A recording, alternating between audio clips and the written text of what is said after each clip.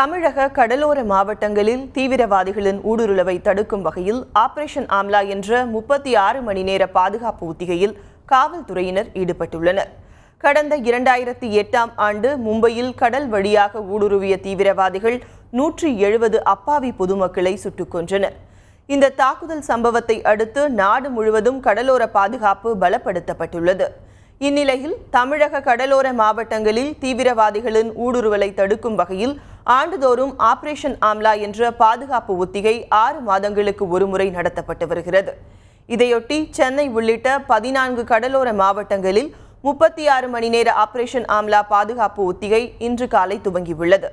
இதில் மத்திய பாதுகாப்பு படையினர், கமாண்டோ படையினர், காவல்துறையினர் உள்ளிட்ட ஆயிரக்கணக்கானோர் கலந்து கொண்டு பாதுகாப்பு ஒத்திகை மேற்கொண்டுள்ளனர். முன்னதாக சென்னையில் நேற்று இரவு முழுவதும் வாகன சோதனை மேற்கொள்ளப்பட்டது.